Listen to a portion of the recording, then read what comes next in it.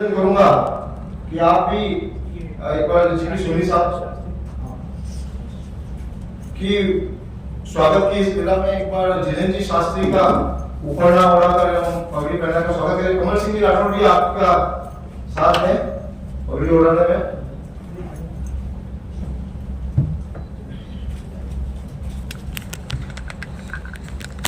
कुछ इस तरह से हमारे शांतिप्रिय परिवार के इस अभियान को का प्रश्न है, व्यक्तिगत एक चिंतन का प्रश्न है, मेडिटेशन का प्रश्न है कि अपने आप को जाने, अपने आप को पहचाने, वो कमी है। खाली रस्म अदायगी करने, मैं महाराणा प्रताप के चित्र पर माल्यार्पण कर दूं, दीपक जला दूं, अच्छी बात, लेकिन आत्मसात नहीं कर पा रहा हूं। आर्थिक कैपिटल अगर मुंबई है, कल्चर कैपिटल काशी है, तो शौर्य संस्कृति की कैपिटल मेवाड़ है। तो मैं इस सदन से निवेदन करना चाहता हूं मंत्री जी के सानिध्य में कि हम क्या वापस महाराणा प्रताप के नाम पर शौर्य को पुनः जागृत कर सकते हैं। शौर्य की प्रतिष्ठापन नहीं हुई तो हम पहाड़ को नहीं बचा पाए, झीलें बचा नहीं पाएंगे, मेवाड़ को मेवाड़ नहीं रह सकता। वो एक जागृति चाहिए, जागरण चाहिए। मुझे मित्रों ने कहा कि इस बार विश्व पर्यावरण दिवस 5 जून है, वो ऐसे समय आ रहा है कि स्वाभाविक रूप से सबका चित्त लोकसभा के रिजल्ट्स रहेगा। 4 तारीख को रिजल्ट आएंगे तो अटेंशन उधर जाए। तो क्या हो, हर दिन पर्यावरण को समझने का है। 1 तारीख से शुरू करते हैं, एक साप्ताहिक कार्यक्रम, एक जागरण कार्यक्रम, और उसके बाद पूर्ण होने के बाद में पूरा प्लान बनाइए कि मेवाड़ कैसे जागे, और मेवाड़ जाग कर विश्व कुटुंब स्थापित हो। वसुधैव कुटुंबकम का स्वप्न साकार करना है, जो मोदी जी ने पुनः घोषणा करी, जयशंकर जी ने पुनः घोषणा करी, दुनिया में जाके कहा वसुधैव कुटुंबकम, और उसको यथार्थ में लाना है तो मेवाड़ का जागरण जरूरी है। बप्पा रावल, सांगा और महाराणा प्रताप और मीरा का स्मरण जरूरी है। शक्ति और शिव को प्रणाम करना जरूरी है। इसलिए ये सारा आयोजन प्रताप को केंद्र में रख करके कि हम प्रताप को कैसे हमें जहन में पुनर्स्थापित करें, इसके नीचे काम बनेगा नहीं। टू बी वेरी फ्रैंक, नहीं बनेगा इसके नीचे। और एक मौका मिला है, एक ऐसा व्यक्ति आपको मिला है जो भूमिपुत्र है। वो शायद जूते भी हमें देख के पहनते होंगे, वो तो बगैर जूते चल जाए, ऐसा व्यक्ति आपने कभी देखा? हमें मित्र ने कहा कि एमएलए का अवार्ड मिला है, तो ये तो बहुत छोटी बात कह दी। अवार्ड मिला, प्रणाम है संवैधानिक व्यवस्था को, लेकिन इनसे कहीं ज्यादा है। किसी व्यक्ति के बैठने से आसन सम्मानित हो जाता है, उनमें से एक खराड़ी थी। वाइस चांसलर जो कुलपति हैं, ये खाली कुलपति नहीं, 2 विश्वविद्यालय को के चल रहे इनके मार्गदर्शन में, वहीं तक सीमित नहीं है। ये जन्मजात विरासत लेके आए, ये सामाजिक संरचना से जुड़े हुए, उदयपुर मेवाड़ की चिंता करते हैं। ये सौभाग्य है, और परंपराओं से, इनकी संस्कारों से क्षत्रिय भी, तो उनकी अध्यक्षता हमारे इस अभियान को नई ताकत देगी। तो क्या इक्वेशन बनाई जगन्नाथ की कृपा से कि खराड़ी जी भी हैं और सारंग देव साहब भी हैं, और ऐसे लोग भी हैं जिन्होंने एनवायरमेंट बहुत काम किया है, चाहे वो सोनी जी हों या सतीश जी श्रीमाली हों या कमल सिंह जी राठौर हों या हाईकोर्ट के लोग, या शक्ति के रूप में डॉक्टर जयश्री सिंह है जो डीएवी विश्वविद्यालय में पढ़ा रही है। कई हैं, एक के नाम भी लेना चाहता, समय की मर्यादा। इसलिए आज सबसे लड़ाई क्या है? जब लड़ाई है तो रेडिकल मटेरियलिज्म एंड वैल्यूज की, अंधा भौतिकवाद और वैल्यू, ये झगड़ा हो रहा है। इसमें वैल्यू निष्प्राण हो रही है और मटेरियलिज्म बहुत तांडव कर रहा है। उस तमस को निपटने के लिए हमें आत्म जागृति की जरूरत है। हमारी झीलें, हमारे वन ये हमें विरासत में मिले। हम नया कुछ नहीं कर पाए, नई तालाब नहीं बना पाए, पब्लिक बढ़ रही है, टाउन प्लानिंग चल रहा है उस हिसाब से, लेकिन पहाड़ तो सीमित है, जल स्रोत भी सीमित है, उनको भी खत्म कर रहे हैं। होटल हमें चाहिए, उसका डिसिप्लिन। महाराणा ने भी तो बनाया, औधी बनाई, महल बनाए पहाड़ों पे, रास्ता ही नहीं बनाए कैसे? और विज्ञान तो बढ़ रहा है, वो कौन सा विज्ञान था कि पहाड़ नष्ट न करके नए बन जाते थे। तो जो पहाड़ों को लेना चाहते हैं, अपने अधिग्रहण करना चाहते हैं, उनको आमंत्रित करिए कि क्या विधा की उसको जानकारी करिए, जगह जाइए आप। अब समय नहीं कि रेवेन्यू लैंड है या प्राइवेट लैंड, पहाड़ आपके घर में सोना निकल जाए तो गवर्नमेंट अक्वायर करेगी कि नहीं करेगी। तो गोल्ड जैसा है पहाड़। अगर मेवाड़ को मेवाड़ रखे रखना है, मेवाड़ को मेवाड़ बनाना है, तो हमें यहाँ की प्रकृति को प्रणाम करना होगा, प्रकृति को सुरक्षित करना होगा। प्रकृति ने प्रताप को बचाया, प्रताप ने प्रकृति को बचाया, दो बहुत पूरक कॉम्प्लीमेंटरी है प्रताप और प्रकृति। हम अगर प्रकृति को नष्ट कर रहे, प्रताप का अपमान कर रहे हैं। प्रताप तेज है, हम सबका प्राण शक्ति है, प्रताप का विस्तार बहुत ज्यादा है, प्रताप प्रतीकात्मक है, हमें ये समझना होगा। तो ऐसे हालात में जब रेडिकल मटेरियलिज्म हो, वहां भी अच्छे अधिवक्ता मिलते हैं, अच्छे टाउन प्लानर मिलते हैं, विशेषज्ञ मिलते हैं और वैल्यू ओरिएंटेड पॉलिटिशियन भी मिलते हैं। तो हमारे पोटेंशियल में कमी नहीं है। यहाँ के संगीत के विशेषज्ञ भी हुए, विज्ञान और अध्यात्म और एजुकेशन के विशेषज्ञ भी हुए। ये वो भूमि है या प्रताप भी हो, मेरा भी, पन्ना भाई भी है। क्या नहीं है हमारे पास में, हम जागृत नहीं हो पा रहे। इसलिए इस सप्ताह को जागरण सप्ताह कहा गया है, ताकि इसकी पूर्णाहुति में हम पूरी तरह से जागृत हों और एक अभियान चले, हम अपने आप को पहचानते हुए हम अपनी रक्षा करें। क्योंकि अब तक जो नुकसान हुआ है, हमने हमारा किया, किसी और ने नहीं। हम दोषी हैं। मैं ज्यादा विस्तार में नहीं जाऊंगा, समय भी हो रहा है। हमें असल में सुनना है जो महारथी दोनों उपस्थित हैं, खैराड़ी जी को, आनंदेव साहब, ताकि हम उस अभिष्ट की ओर योजनाबद्ध तरीके से चल पाए। और ऑक्सीजन भी देता है, वायुमंडल को शुद्धिकरण भी करता है। ऐसे पौधों को लगाया जो हम यूकेलिप्टस को भी लगाए हैं, और आजकल एक दूसरा वो पौधा जो लगा है ना, डायरेक्ट से लगा कोनोकार्पस भी नहीं लगाया, क्योंकि उसके साथ सांस की बीमारियां भी फैलती है। हाँ, वो साल 1.5-2 साल में बहुत बड़ा हो जाता है, ये जरूर है, लेकिन ऐसे पौधों को भी हम रोके और उसको प्रोत्साहित देकर और इन दूसरे पौधों को अपन उनको लगाएं। हम तो एग्रीकल्चर यूनिवर्सिटी में काम करते हैं, इसलिए जो क्लाइमेट चेंज हो रहा है या जो ग्लोबल वार्मिंग हो रही है, उसको हम कैसे अपने अनुकूल बनाएं, ये भी एक हमारी दिशा होनी चाहिए। कि कई दिनों से जब से टेम्परेचर बढ़ा है, तो मैंने पहले भी एक बार बताया था कि हमारे कृषि वैज्ञानिकों ने, क्योंकि बांसवाड़ा में माई डैम होने से और गुजरात का कुछ एरिया, डूंगरपुर और एरिया में टेम्परेचर 60 डिग्री से नीचे नहीं जाता सर्दियों में भी, तो वह पाला नहीं गिरता। तो हमने वहाँ रबी मक्का इंट्रोड्यूस किया, क्योंकि रबी की जो मक्का की खेती है वो नॉर्मली या तो खरीफ सीजन में या हमारे इस गर्मी के सीजन में होती है। तो हमने जब रबी में इसको इंट्रोड्यूस किया, तो 2-4-5 साल के बाद जाके जहाँ average production 15 quintal per hectare है मक्का का, तो आज बांसवाड़ा में हमारे किसान 50 से लेकर 80 क्विंटल पर हेक्टेयर मक्का का उत्पादन हो रहा है।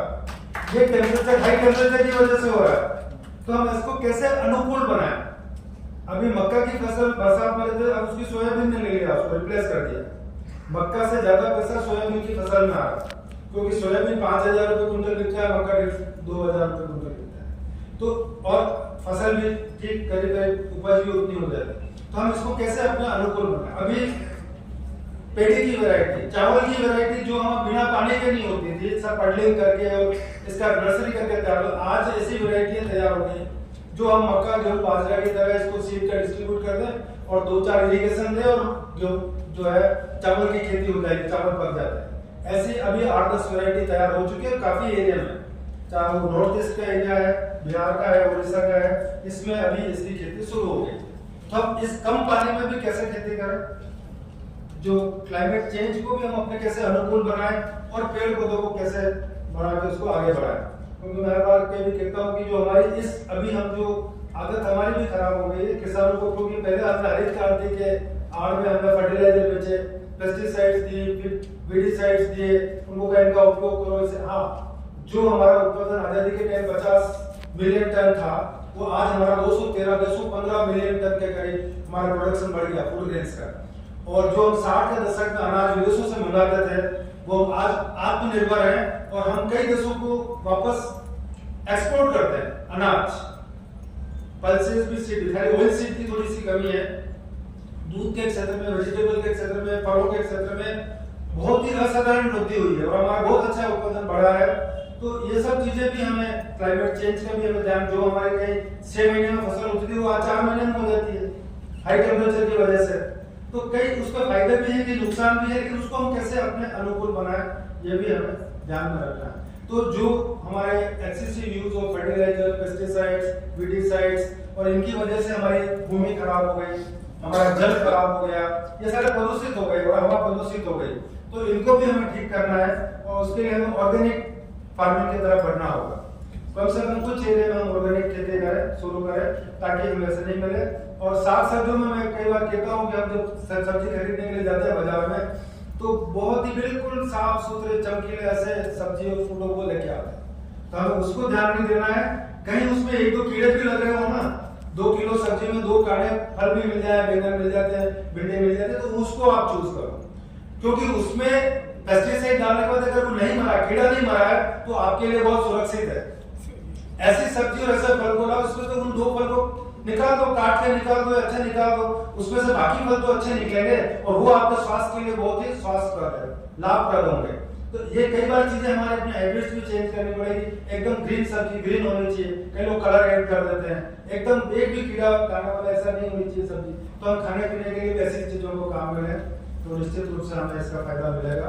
क्योंकि पंजाब और हरियाणा के किसान आज जो है, जो उनके जो गेहूं प्रोडक्शन करते हैं चावल, वो एफसीआई में और वेयरहाउस कॉर्पोरेशंस में दे देते हैं बेचने के लिए, और खुद के खाने के लिए वो सीहोर, एमपी से और राजस्थान से गेहूं ले जाते हैं, या वो उनकी एक आध बीघा में ऐसी खेती करते होगा नहीं जो अपने खाने के लिए उसको पैदा करे। तो ये चीजें अब आ रही है, तो हमें इन चीजों को भी ध्यान में रखना है, किसी में भी हमें आगे ध्यान रखना, अधिक से अधिक फलदार वृक्ष लगाएं ताकि हमें, और जंगल को भी हम आगे बढ़ाएं, हरा भरा करें। धन्यवाद। बहुत बहुत धन्यवाद, आभार कुमार शंकर शर्मा साहब। अब मैं शिक्षा भी दी और कुछ करके भी दिखाया, ऐसे डॉक्टर जिनेंद्र शास्त्री, मैं आपको आमंत्रित करता हूं कि आप पधारे और अपने एक्शन वाली स्थिति में सबको एक्शन मोड में लाने का एक टारगेट दे रहा हूं मैं आपको, और समय मर्यादा का विशेष रूप से ध्यान रखें।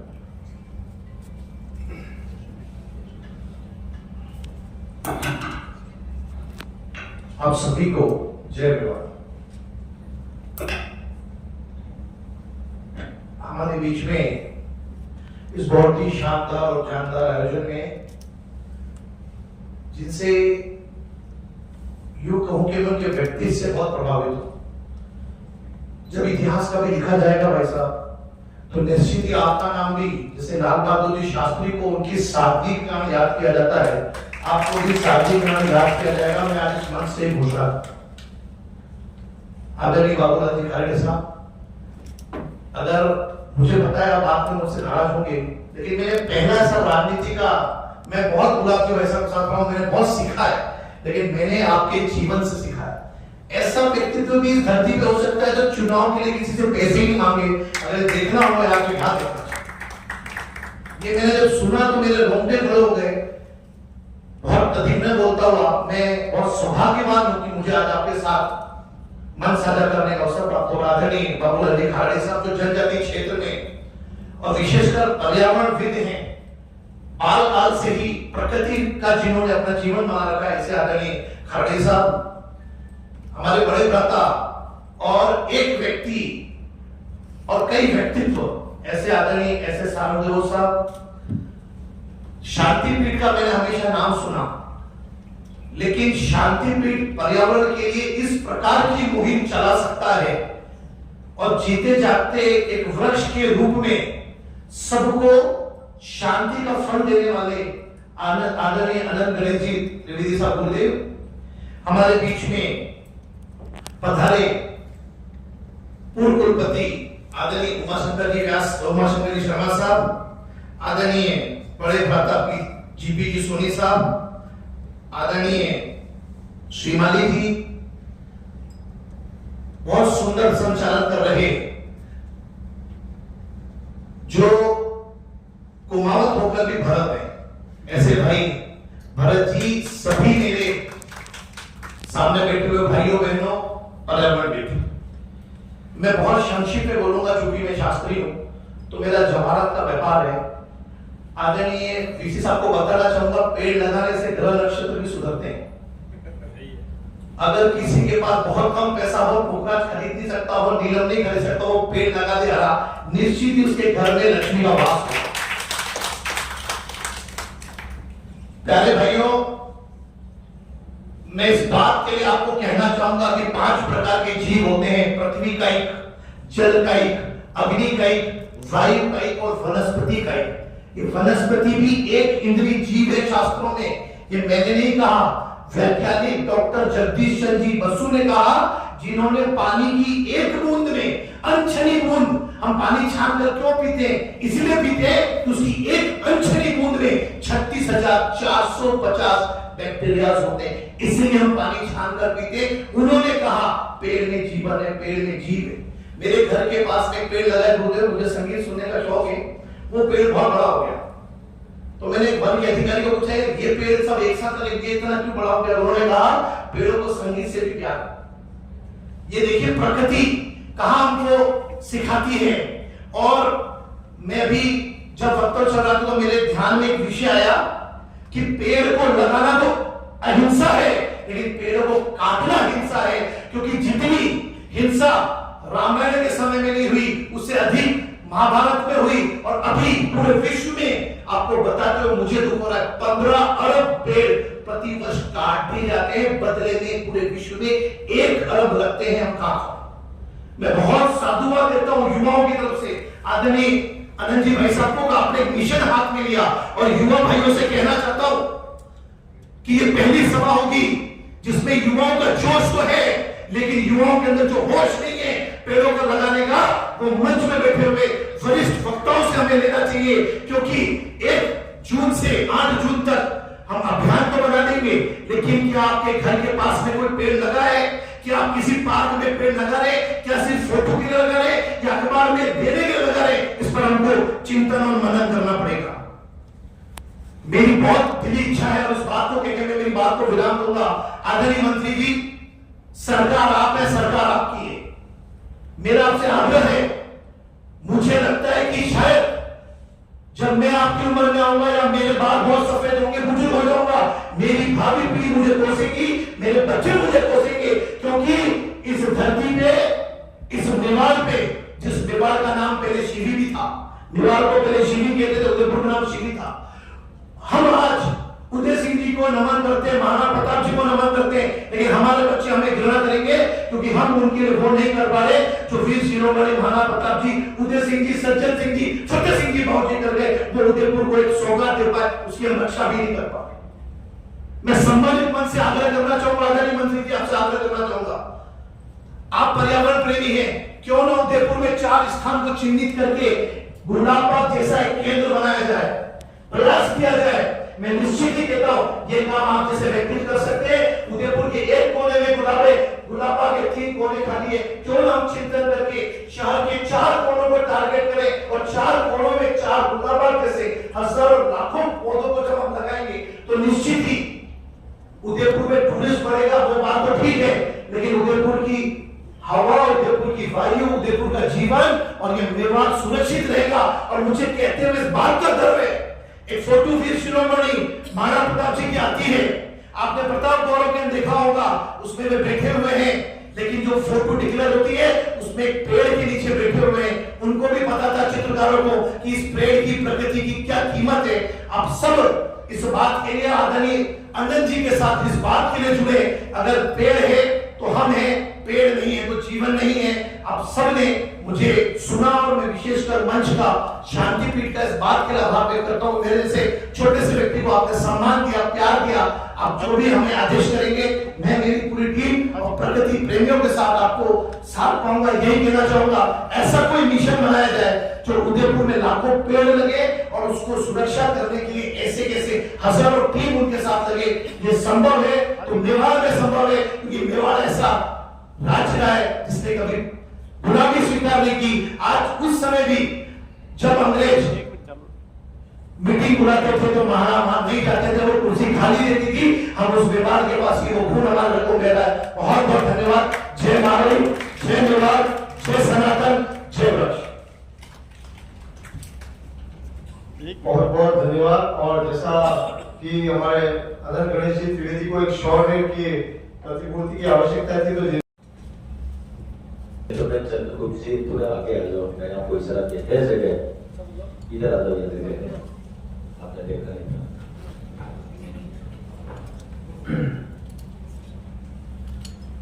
आज इस विश्व पर्यावरण दिवस के इस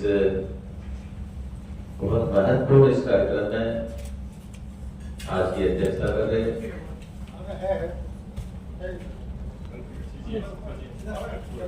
शांति पीठ इस विद्यापीठ के चांसलर साहब, कृषि विश्वविद्यालय के पूर्व चांसलर, मेरे अजीज मित्र, पुराने राजनीति हमने साथ साथ शुरू की थी, जैसे उमाशंकर जी, हमारे जिले के जिलाध्यक्ष जी आदरणीय चंद्रगुप्त जी, जिनेन्द्र शास्त्री जी, और इस विद्यापीठ के महासचिव अनंत गणेश त्रिवेदी, मतलब नाम भी बड़ा सुंदर है, अनंत भी है, गणेश भी है और त्रिवेदी भी है। आदरणीय सतीश जी, हमारे पूर्व कैसी नाम है ध्यान सुनो, सोनी जी, सभी विद्वान जन भाइयों बहनों, युवा मित्रों, मैं कम पढ़ा लिखा हूँ, पर्यावरण के विषय में भी बहुत ज्यादा नहीं जानता हूँ। मेरे विषय में काफी कुछ बातें कही गई, उतना मैं हूं नहीं, क्योंकि कई बार क्या होता है, मुंह पे प्रशंसा ज्यादा होती है, आदमी में अभिमान आ जाता है। लेकिन मैं प्रयास करता हूं कि जीवन में अभिमान मेरे कहीं नजदीक तक नहीं आए। जिस प्रकार का पर्यावरण की बात आप लोग कह रहे हैं, पर्यावरण को बचाने की बात हम कर रहे हैं, ये मानव जीवन को लेकर के और प्राणी मात्र के लिए बहुत बड़ा संकट इस समय है। और ये संकट कोई प्रकृति ने पैदा नहीं किया है, ये कोई ईश्वर ने पैदा नहीं किया है, ये सारी परिस्थितियां पैदा किसने की? हमने ही की। हम कहते हैं आवश्यकता आविष्कार की जर्नी है, हमें लगा कि भाई हमको आगे बढ़ना है तो ये भी करना है, वो भी करना है, वो भी करना है, पर्यावरण का हमें ध्यान रखना है। पर्यावरण को लेकर के हमारे देश और दुनिया के सारे वैज्ञानिक चिंतित हैं और इसी बात पर लगे हैं कि पर्यावरण को कैसे ठीक किया जाए, कैसे सृष्टि को बचाया जाए। और आप हम सबका गर्व होगा कि हमारे देश के प्रधानमंत्री ने इस पर्यावरण को लेकर के देश दुनिया का नेतृत्व किया।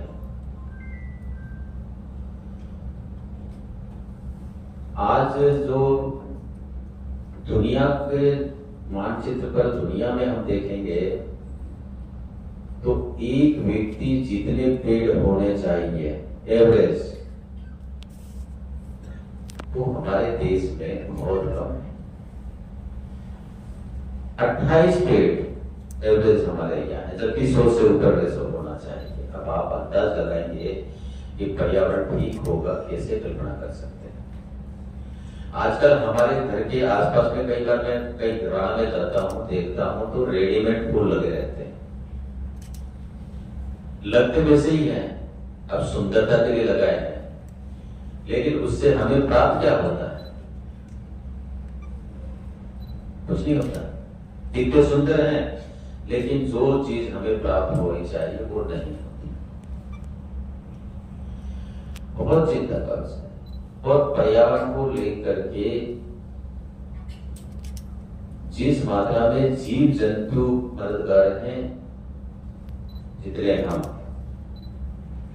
आपने देखा होगा गोड पक्षी हमारे यहाँ बिल्कुल लुप्त सा हो गया। वो हमारे वायुमंडल को शुद्ध करता था। जितनी गंदी चीजें थी वो उनको खा जाता था। आज करोड़ पक्षी हमारे पास में। हमारे यहाँ एक छोटी सी मक्खी भी है, उसको भी कभी आप गहराई से देखना, वो गंदगी को खाती है। मच्छर नहीं होना चाहिए, लेकिन वो भी गंदगी खाती है। वही पर्यावरण को ठीक करने में कहीं कहीं मदद करती है। जब वो जानवर इतना करता है तो हम उसकी चिंता क्यों नहीं करते?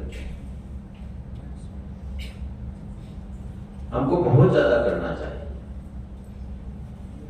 आज व्यक्ति विकास की दौड़ में दौड़ता है क्योंकि चलो मुझे उद्योग लगाना है, लगना चाहिए, क्योंकि आज के युग में देश को आगे बढ़ाना है तो उद्योग भी होने चाहिए। हमारे यहाँ कुछ उत्पादन होना चाहिए। हम दुनिया के सामने तभी टिक पाएंगे कि हम कुछ क्षेत्र में करेंगे। करना स्वाभाविक है और आवश्यकता भी है समय के अनुसार, लेकिन उस उद्योग से प्रदूषण होता है, उसको रोकने का कोई सिस्टम डेवलप किया है क्या? इस पर हमको चिंता करनी पड़ेगी। जिस फैक्ट्री लगी है, फैक्ट्री से जितना प्रदूषण होता है उसके लिए कोई विकल्प हमारे पास होना चाहिए। आजकल कुछ विकल्प आए हैं, क्योंकि मैं पिछली बार पर्यावरण समिति का सदस्य था तो इस पर हमारी काफी चर्चा होती थी। तो उसके लिए कई ऐसे यंत्र आए हैं जिससे प्रदूषण कम होता है, उसको भी हम लोग करें। जो एक विभाग के जिम्मे पेड़ लगाने का काम है, वो काम करता नहीं। हमेशा बरसात का मौसम आने के बाद में वृक्षारोपण के बड़े बड़े विज्ञापन छपते हैं, अखबारों में आता है,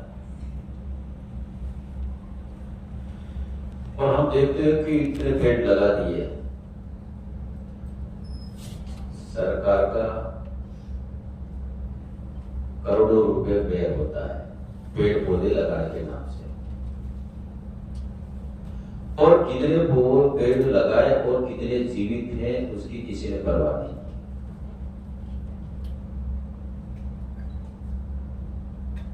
मैं कई बार कहता हूं, आप ये पौधे लगाने की होड़ में तो लगे, अच्छी बात है, लगनी चाहिए, लगा तो अच्छा काम करते हो, लेकिन हमें ये तो बताओ कि आपने जिंदा कितने रखे, उस पर हमें बताओ, उस पर काम करो।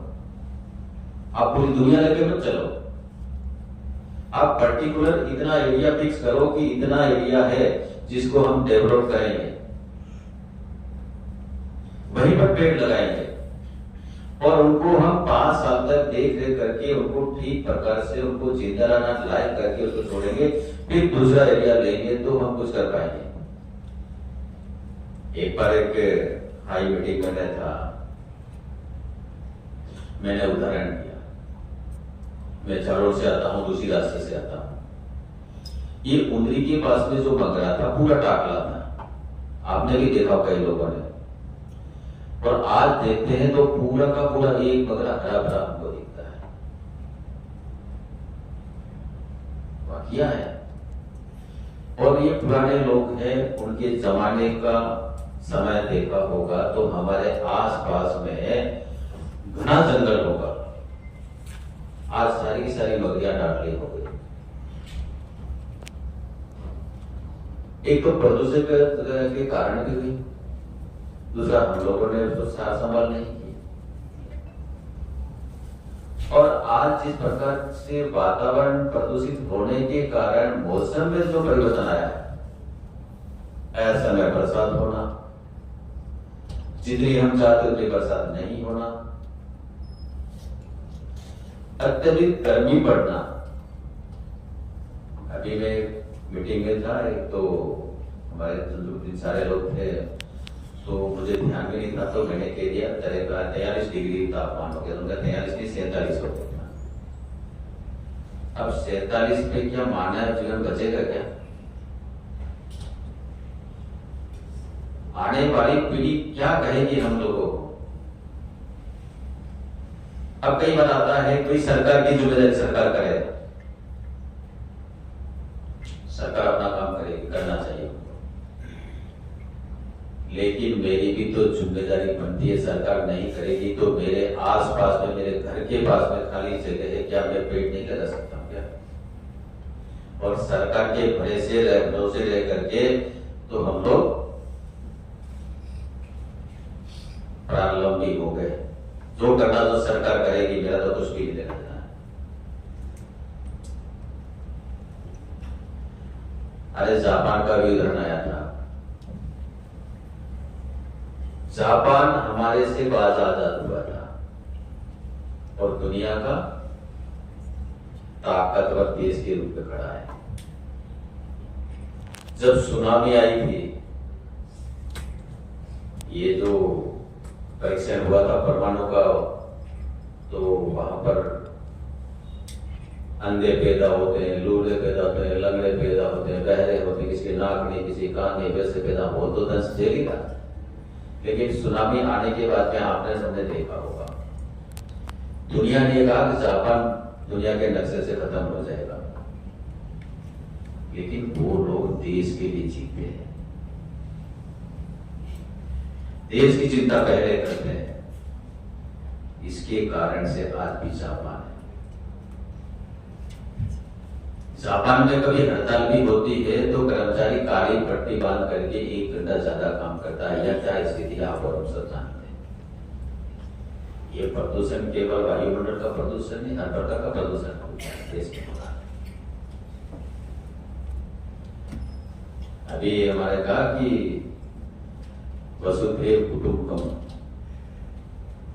क्या आज हम ये बोलते हैं वैसा दिखता है क्या? नहीं दिखता है। हमारे पूर्वजों ने जो हमको विरासत दी उसको हमने संभाल कर नहीं रखा। क्या हम दूसरों की चिंता करते हैं क्या? पड़ोसी की चिंता करते हैं क्या? मेरे पास बंगला होना चाहिए, मेरे पास गाड़ी होनी चाहिए, मेरे सब कुछ होना चाहिए, लेकिन पड़ोसी चाहे भूखे मरे उसकी चिंता भी नहीं करता। आप लोग करते हैं, ऐसी बात नहीं, मैं ये नहीं कह रहा हूं कि सब पर एक तरह से वो कह रहा हूं कि नहीं करते हैं, बहुत से लोग करते हैं, सेवाभावी लोग भी हैं, और ये तय है। कई महापुरुषों ने कहा है कि 21वीं सदी भारत की सदी होगी, और वैसा दिख भी रहा है। हम दुनिया में विश्व गुरु थे, ये हमने नहीं कहा, दुनिया ने कहा है।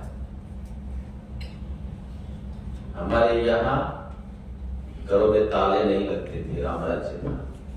आज है क्या? बाप को बेटे पे भरोसा नहीं, बेटे को बाप पर भरोसा नहीं। हमारे यहाँ 4 आश्रम हुआ करते थे जिसकी हम पालना करते थे, आज पालना होती है क्या? ऐसा करते हैं क्या? हमारे यहाँ श्रवण पैदा होते थे, आज होते हैं क्या? ओल्ड हाउस की जो कल्पना है क्या हमारी है क्या? हमारी कल्पना तो नहीं, हमारे श्रवण पैदा होते हैं। बुढ़ापे में माता पिता की इच्छा हुई, अंधे थे, हमने 4 धाम की यात्रा करनी है, कावड़ बना करके तो करके 4 धामों की यात्रा कर दी। आज कुछ करता है क्या?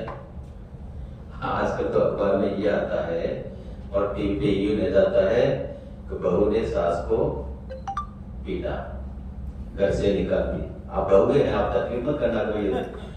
कभी बहू है वो भी तो कभी सास पड़ेगी ना। आजकल तो शादी होने के बाद में चूल्हा भी साथ में आता है, टंकी भी साथ में आती है। संयुक्त परिवार प्रथा क्या है क्या हमारे यहाँ? कभी हम परिवार के लोग साथ बैठ करके खाना खाते हैं क्या? अगर हम सामूहिक बैठ करके बातचीत नहीं करते हैं, खाना नहीं खाते हैं, तो हमारी दूरियां बढ़ेगी कि नजदीकी बढ़ेगी? अब ये दुनिया भी प्रदूषण है कि एक दूसरे गाली देते भी रहेंगे, ऐसा दिखता है। आज हम लोग भोगभात की ओर भाग रहे हैं, ये हमारा विचार है क्या? यहाँ तो दूसरे के लिए जीने वाले लोग हैं। हम खाना खाते हैं तो एक रोटी हम गाय के लिए भी छोड़ते हैं, कुत्ते के लिए छोड़ते हैं, उनकी चिंता भी करते हैं। आजकल तो हमारे यहाँ कई घरों में लिखा रहता है ना, कुत्तों से सावधान। उन कुत्ते को अच्छे से अच्छे बिस्किट खिलाएंगे, अच्छे से साबुन में नहलाएंगे। अभी शास्त्री जी ने किसने कहा था, लाल बहादुर शास्त्री, वो क्या महान नेता थे।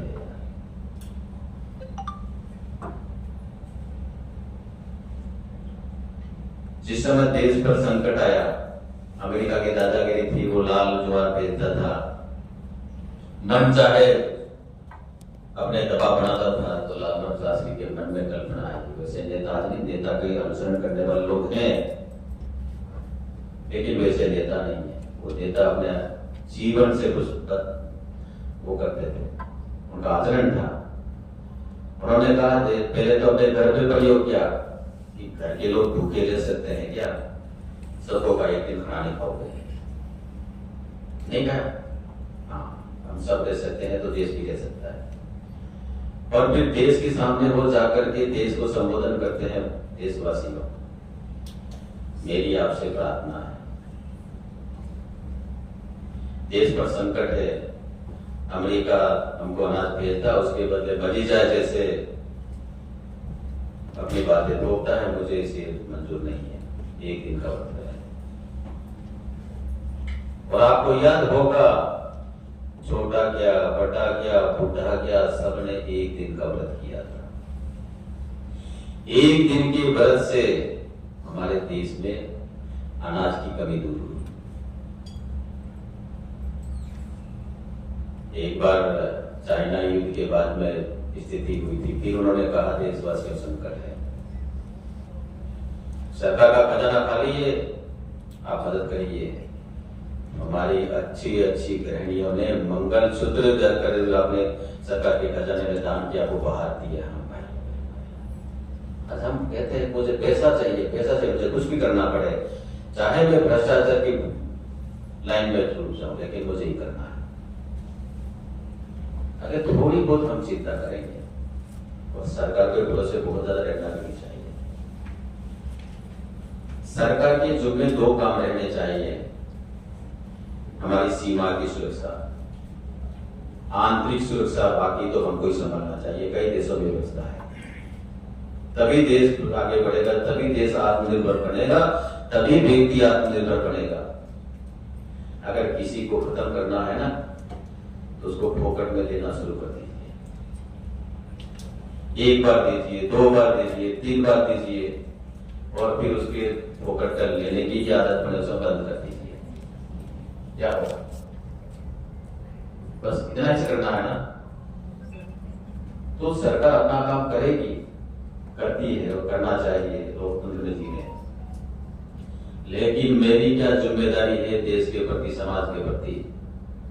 मैं भी तो 4 ऋण लेके पैदा हुआ हूं ना, तो 4 ऋणों की कोई पालना करता हूं क्या?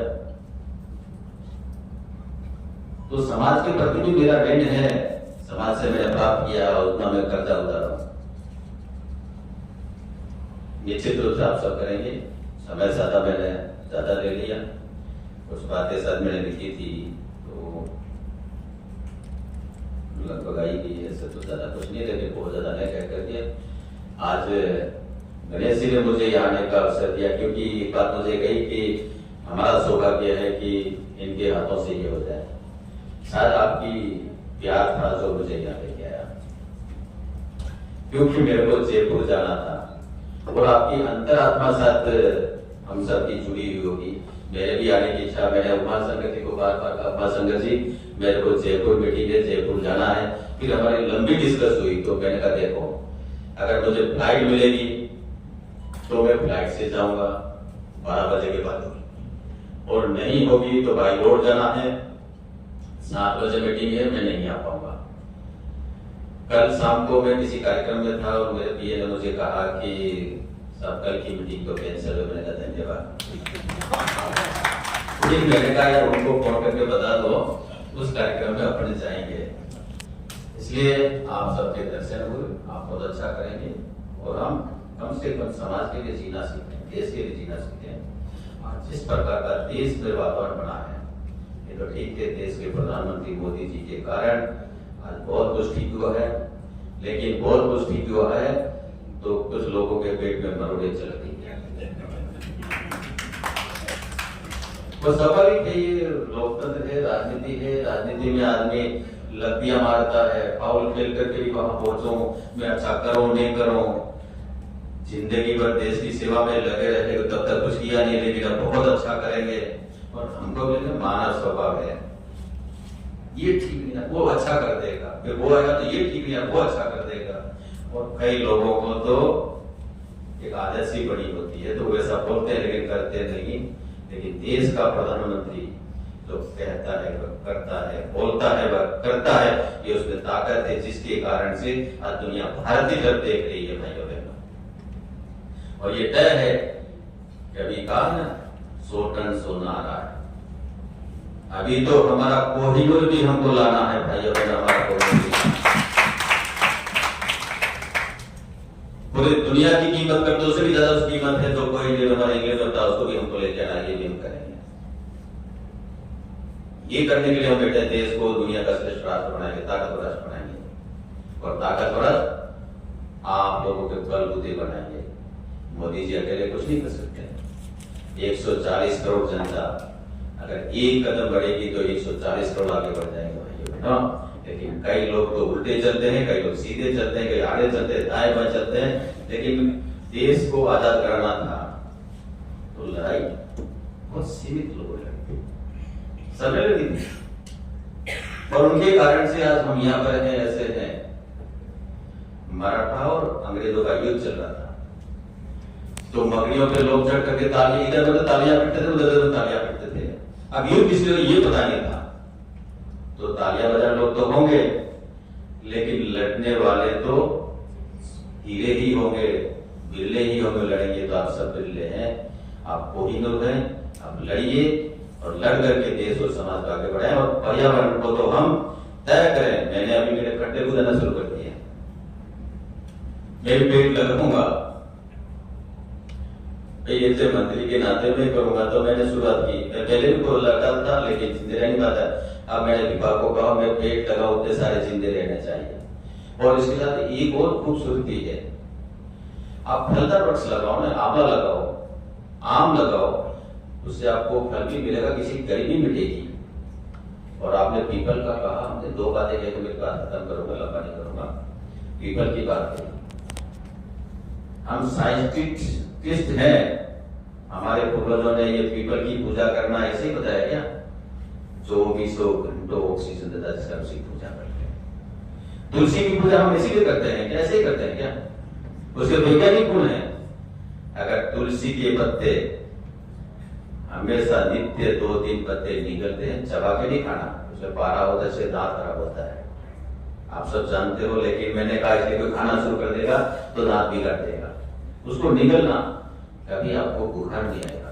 इसके तुलसी की पूजा करें।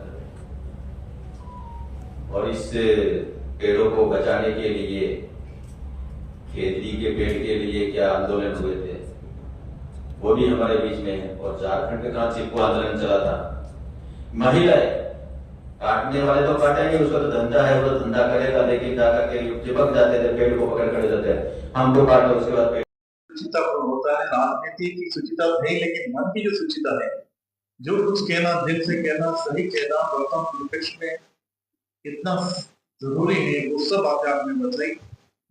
आपका हमारे विश्वविद्यालय में पहली बार पदार्पण हुआ, हम आपका स्वागत, वंदन, अभिनंदन करते हैं, साथ ही आभार व्यक्त करते हैं।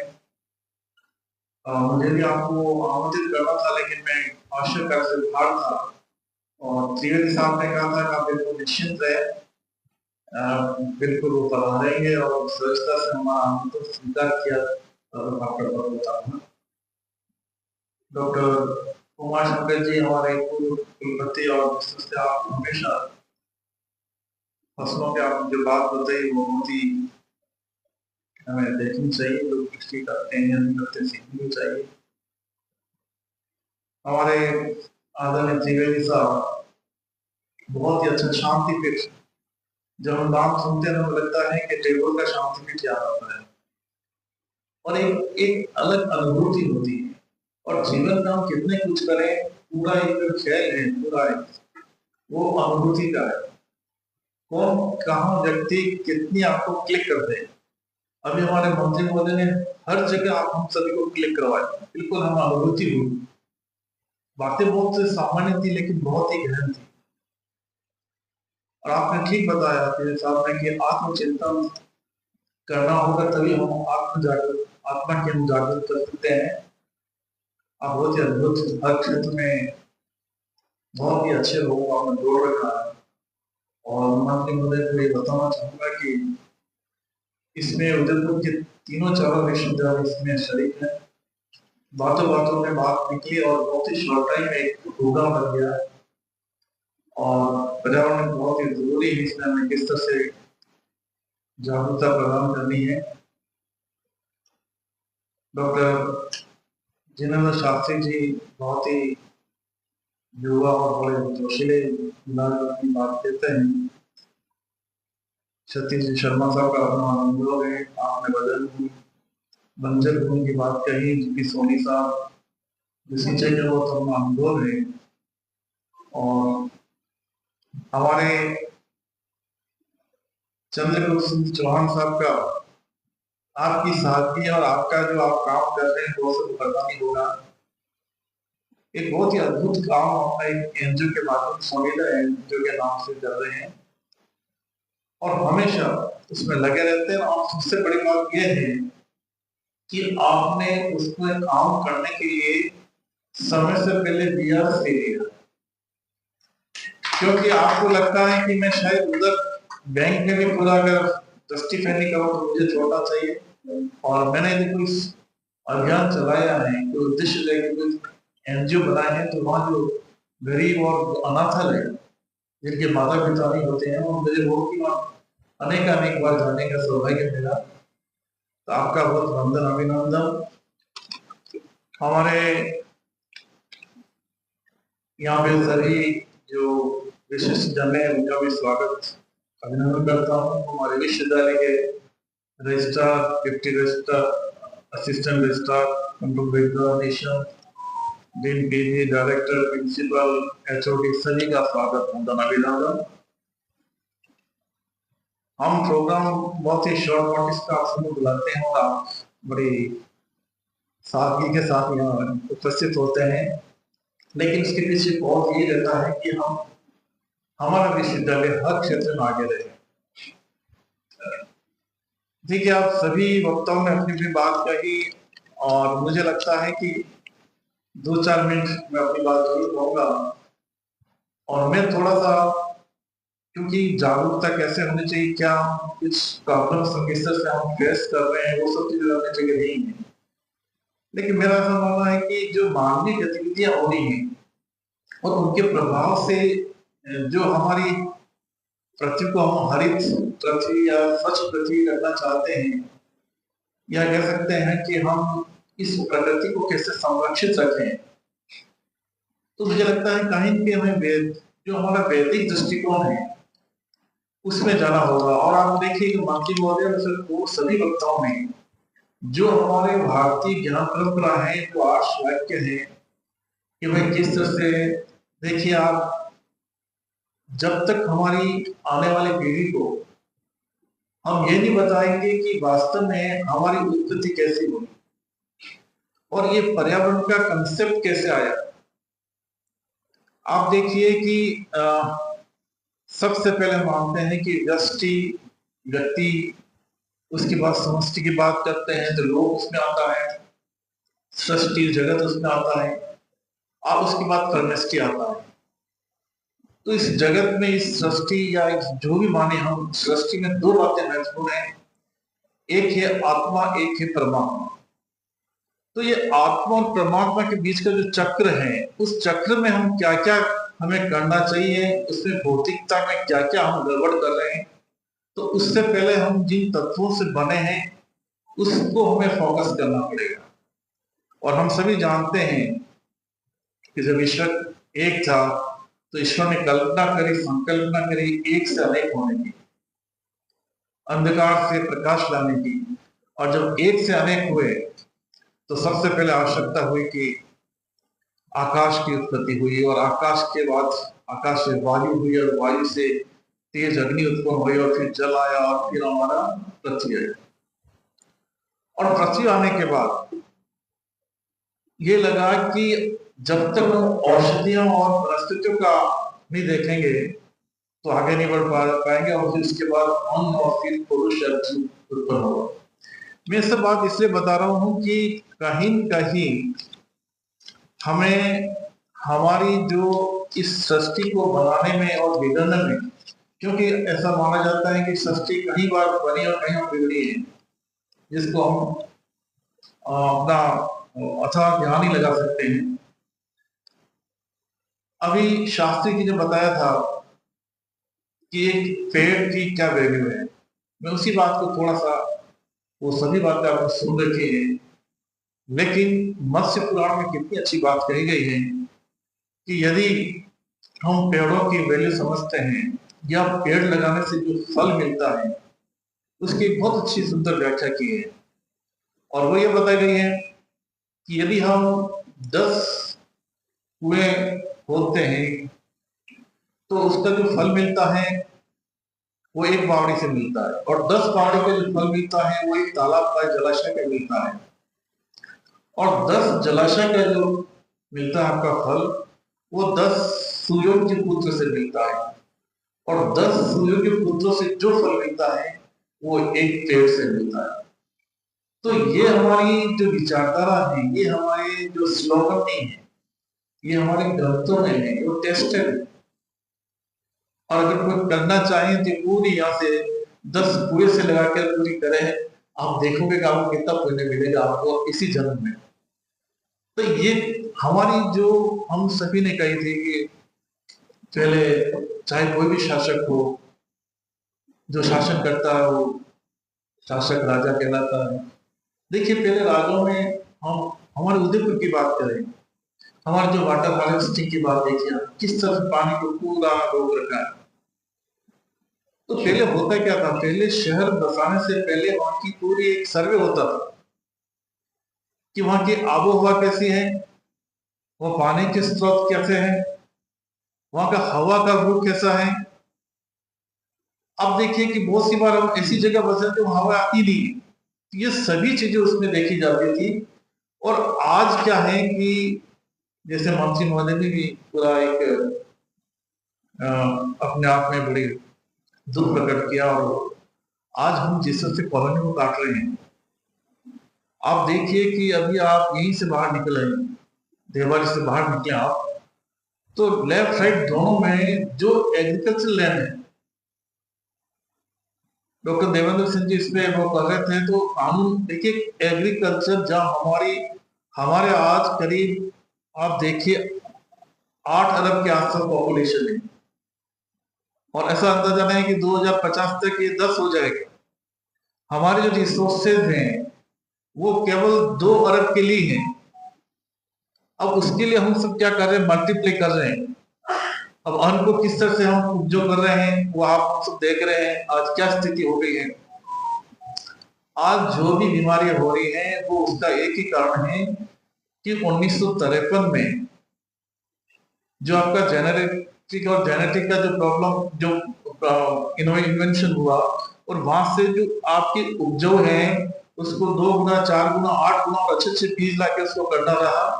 आज जो ओरिजिनल बीज है बहुत ही मुश्किल से 1% है, वो सभी वो बीज चल रहे हैं। और उनमें जो चीजें हो रही है, देखिए आप यूरिया डाल रहे हैं वहां तो ठीक है क्योंकि जमीन खराब हो रही है, लेकिन वो फसल जो है वो फसल क्या है कि जो उसको लेना वो ले रही, बाकी जो विषाक्त चीज है उसको डाइल्यूट कर रही, नहीं ले रही है। अभी जैसे बताया था शर्मा साहब ने, तो चीजें ये हो रही हैं कि जिस तरह से हम, अब प्रॉब्लम यह है कि हमारी पॉपुलेशन इतनी हो रही है पूरे वर्ल्ड की, तो यदि हम उसमें भूखे किसको रख नहीं सकते हैं, तो हम केवल प्रेजेंट में रह रहे हैं। और जो प्रेजेंट में रहेंगे तो फ्यूचर में हम कितनी बातें करें, हमारा जो फ्यूचर, हमारी जो भावी पीढ़ी है, जनरेशन है, हम ये कहते हैं कि वर्तमान में किसी तरह से जब हम सस्टेनेबल डेवलपमेंट की बात करते हैं, सतत विकास की बात करते हैं, बिना किसी कंप्रोमाइजिंग के हम भावी पीढ़ी के लिए कुछ छोड़ें।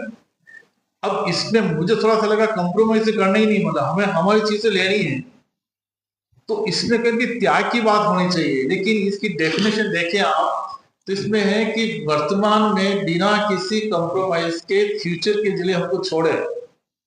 जब आप कॉम्प्रोमाइज की बात ही नहीं, मतलब आपको इतना तो है ही नहीं, आप जो आपकी पूरी आवश्यकता पूरी नहीं हो रही।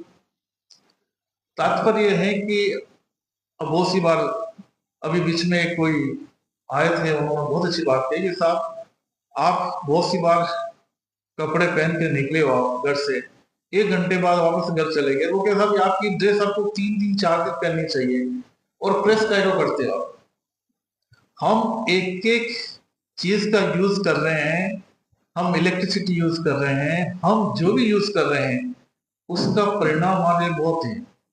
आज कोई भी प्लास्टिक बन रही है तो 300-400 साल तक वो प्लास्टिक नष्ट ही नहीं होगी।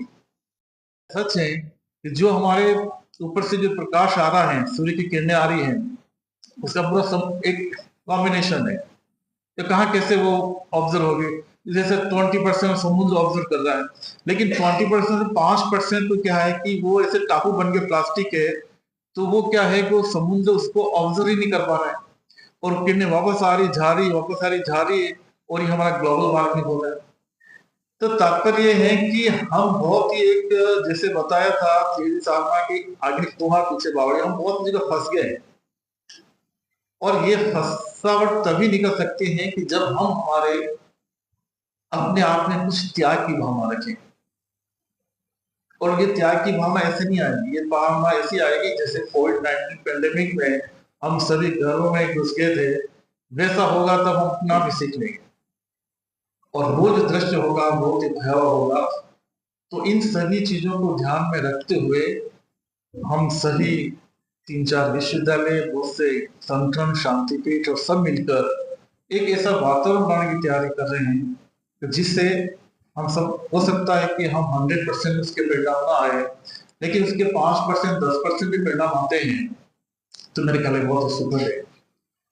आजकल जब मैं गांव आज से 20 साल पहले जाता था, तो गांव में हम 1 किलोमीटर पहले सभी हमारे घर नजर आते थे, लेकिन आज देखिए आप 10 मीटर पे दूर से भी घर नजर नहीं आते हैं, तो पेड़ तो लगाए लोगों ने, तो जागरूकता बड़ी है।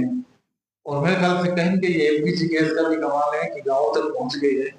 फिर दूसरी बात है, हमारे मंत्री महोदय ने बहुत ही समय दिया, हम उसके प्रति उनके प्रति बहुत आभार व्यक्त करते हैं। और मंत्री महोदय को बताना चाहूंगा कि हमारी संस्था, आपको सब पता है, क्योंकि आपका बहुत बड़ा 5-6 बार आप एमएलए रहे हुए, आपका जिस तरह से अपना एक राजनीति के प्रति, केवल राजनीति करने के लिए राजनीति करिए, आप वास्तव में ट्रू सेंस में समाज को कुछ देने के लिए आप इस क्षेत्र में आए हैं।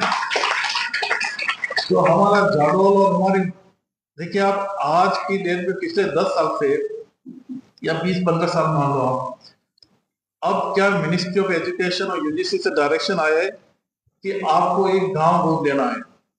हमारे जन्नू भाई ने देखिए आप 1937 में संस्था स्थापित करी, और आज हमारे करीब 10 गांव में ऑलरेडी सेंटर हैं। और वो सेंटर इसलिए हैं कि गांव के या समाज के जो अंतिम पंक्ति में बैठा व्यक्ति है, जो डाउन ट्रॉडन है, उसको हम वीकर सेक्शन को कैसे जोड़े।